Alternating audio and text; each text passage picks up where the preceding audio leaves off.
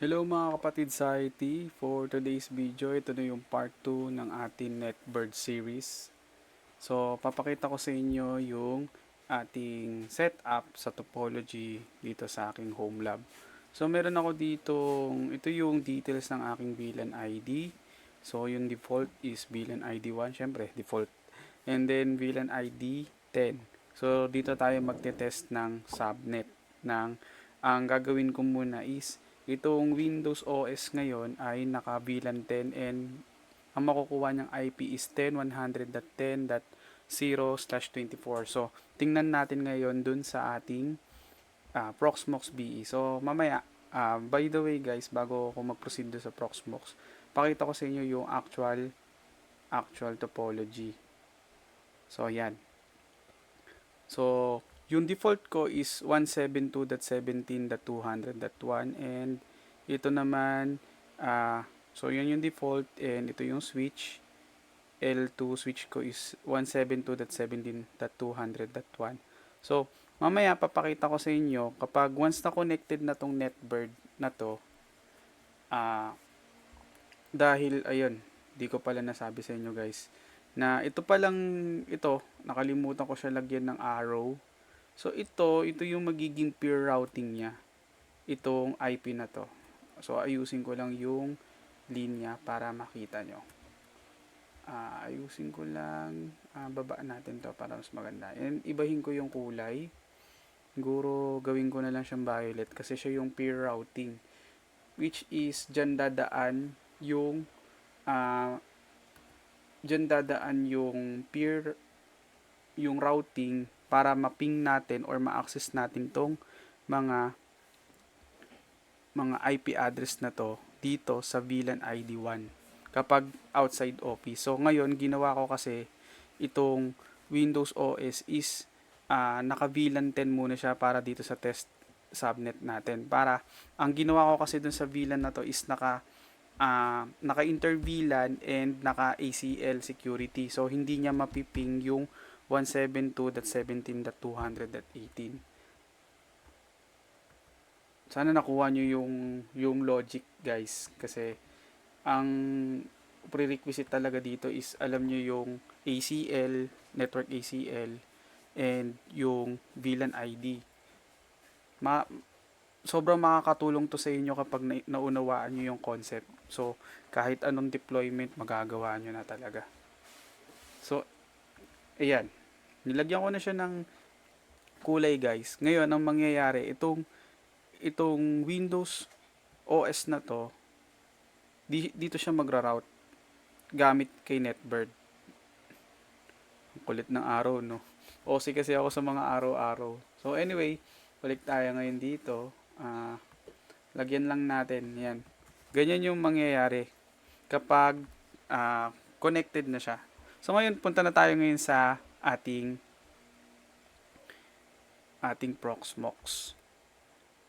So, ang target muna natin ngayon is makakonect tong Windows OS at magiging routing peer itong si Ubuntu 200.36. So, punta tayo sa Proxmox at i-check muna natin. Itong connected na ako ngayon dito sa NetBird pero yung resources niya wala pa. So, kapag tiningnan natin ngayon, magsi-CMD ako guys. CMD ping 172.17.200. Si 200.1 oo kasi mapiping niya kasi nasa inter VLAN siya. Hindi ko pa siya ginawang hindi ko siya binalak dun sa settings ko sa router. Ping muna natin yung 18. So yan, yung 18 which is yan yung isa kong Proxmox. So itong dalawang to naka-cluster to, guys. So sa next topic na lang natin kung ano yung cluster. Pero yung mga may idea na dito sa mga colleagues natin na IT professionals diyan na alam na yung virtualization, alam na nila yung ganyang setup. So 172.17.200.19 hindi siya napiping. So ngayon ang gagawin natin ngayon ay i-connect na natin siya sa group ni NetBird. Punta tayo sa NetBird. Open natin ang Netbird. So, ito yung Netbird. Ito yung dashboard niya. Pupunta kayo ngayon sa grouping. So, papakita ko pala sa inyo yung groupings na ginawa ko. So, meron ako ditong group dito. Ito yung group ni Herbs Tech Lab na ma-access niya si Branch A. So, yung Branch A policy access, ito yung pinaka main policy mo.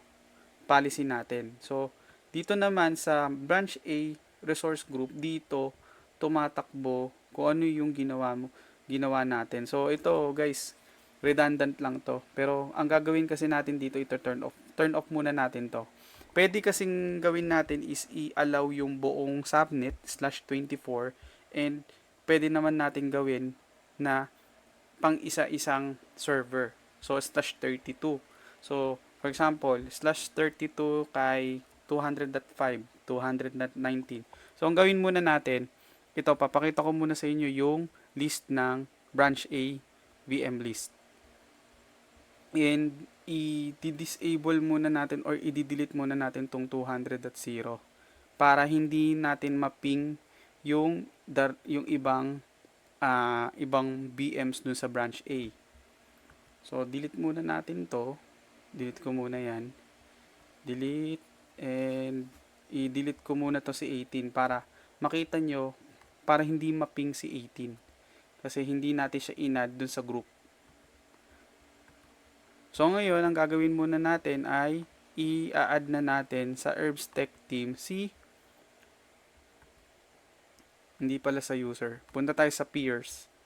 So, i-assign natin yung peers si Herbs SRV1. So, yun yung PC natin dito sa topology. Ito siya. Ayan. And magiging peer natin tong si 200.36. So, paano nangyari yon? Punta tayo ulit sa network routing, networks, and branch A VM list. And dito natin i-add yung Ubuntu 24 SVR na ang IP address. Ito kasi yung Netbird IP address. And ito yung private IP ko sa Ubuntu server na yan. 200.36. So ngayon, balik na tayo dito kay Windows OS. So kapag kinilik na natin, so di ba nag-inad na natin siya sa group, pupunta na siya dito sa resources. So kapag na-add natin sa group, lalabas na yung mga resources na nakakonect. Yung ginawa natin doon sa VM list. So ngayon ipiping natin si 18 dahil dinilit natin si 18, dapat hindi niya may piping si 18. So ayan no. So hindi siya napiping. Ang gagawin natin para makita ninyo rin kung paano nagra-route CMD, PowerShell muna natin. So magagamit nyo rin tong CLI na to. So ping natin si 200.18. So kapag nag-false yan, ibig sabihin ay nakapatay or hindi siya pinging. Yan. So nagra-route to sa Netbird. So makikita nyo dyan no, internet 2. Ibig sabihin hindi siya nagra-route kay Netbird. Pero si 219 200.19 ping muna natin sa 200.19. Ay, bakit hindi siya pinging?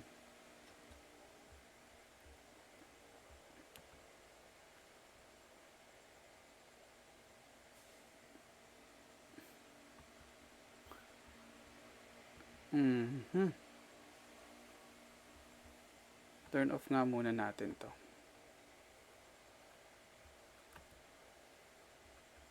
And tingnan muna natin ang cpa.cpl.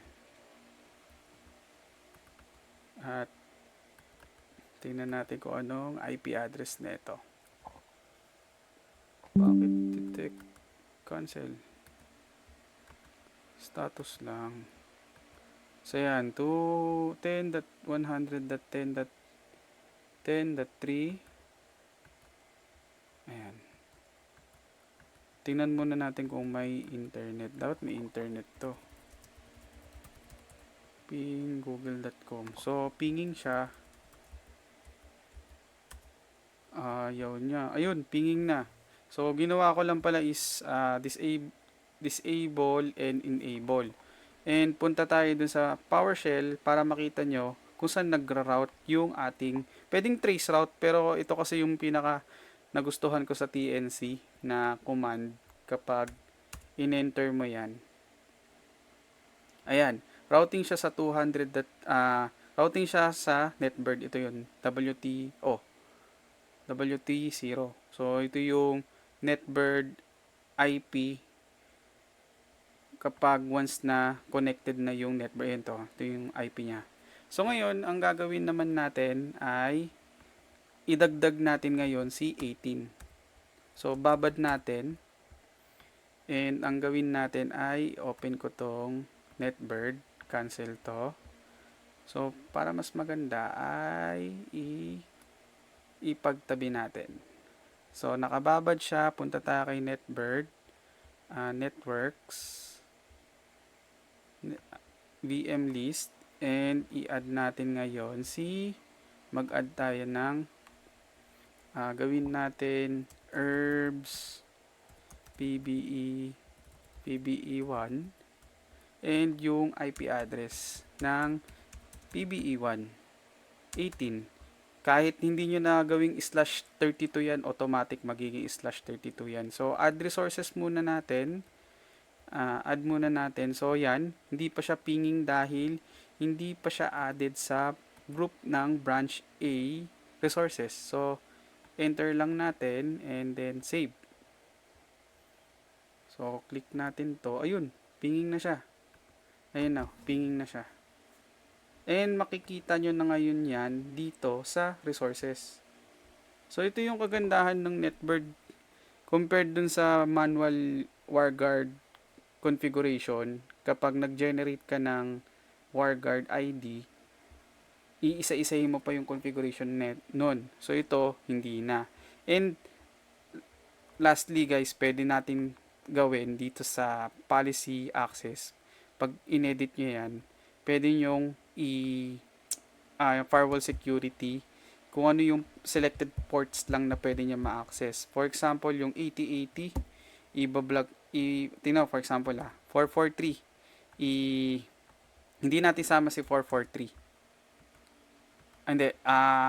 Hindi na si 443, si 8006 hindi natin sasama yan. Ang gawin lang natin is 443 lang. So, select natin yung 443 and enter and si 80 lang.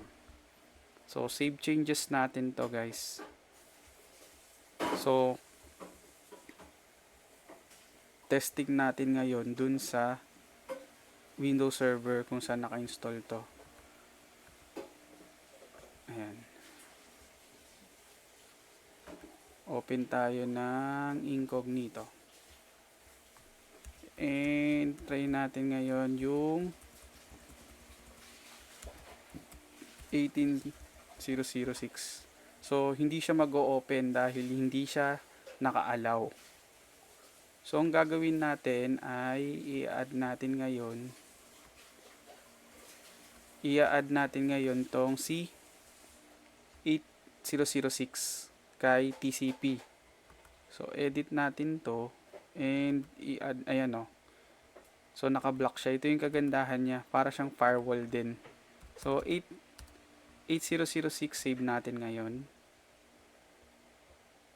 Double check natin. Hindi pala nag-add. So, add natin 8006, enter, and save. Double check. Ayan. So, refresh natin. Ayan na. So, gumagana yung specific port lang na inalaw natin. So, ayan na. Ito na yung ating Proxmox VE.